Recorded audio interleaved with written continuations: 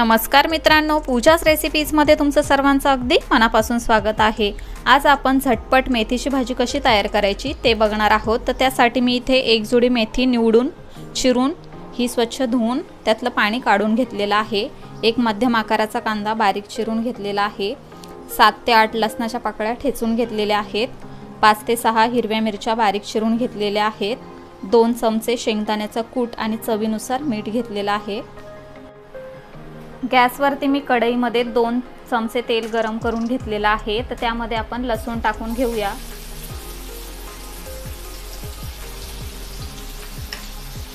हिरवी मिरची आणि बारीक चिरून घेतलेला कांदा।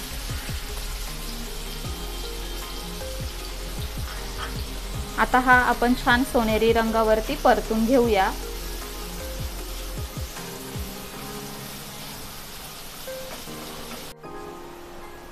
कांदा, लसूण आणि मिरची आपण छान सोनेरी रंगावरती परतून घेतलेले आहेत। आता आपण याच्यामध्ये मेथी घालून घेणार आहोत।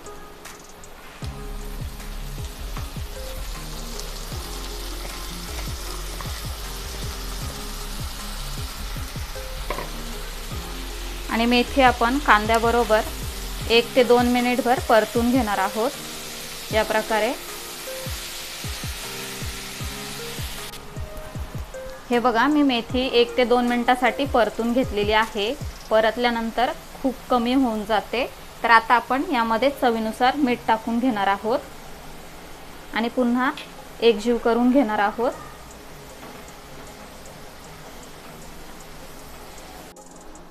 आपण मीठ सुद्धा मेथीमध्ये व्यवस्थित मिक्स करून घेतलेला आहे। आता आपण यावरती झाकण ठेवून 3 ते 4 मिनिटाची एक वाफ काढून घेऊया।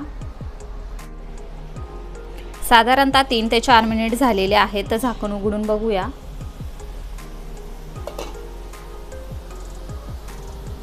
याचा देठ आपण या प्रकारे हातावर प्रेस करून बघायचा, व्यवस्थित तुटला जातोय म्हणजे आपली इथे भाजी शिजलेली आहे। आता आपण यामध्ये शेंगदाण्याचा कूट टाकून घेऊया आणि हा सुद्धा या भाजीमध्ये एकजीव करून घेऊया।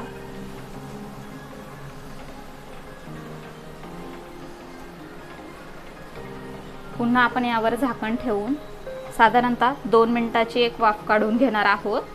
त्यानंतर आपली भाजी खाण्यासाठी तयार आहे।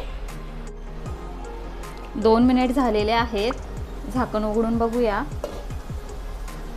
हे बघा, शेंगदाण्याचा कूट भाजीमध्ये एकदम एकजीव झालेला आहे। आता आपण गॅस बंद करून घेऊया आणि याची प्लेटिंग करून घेऊया।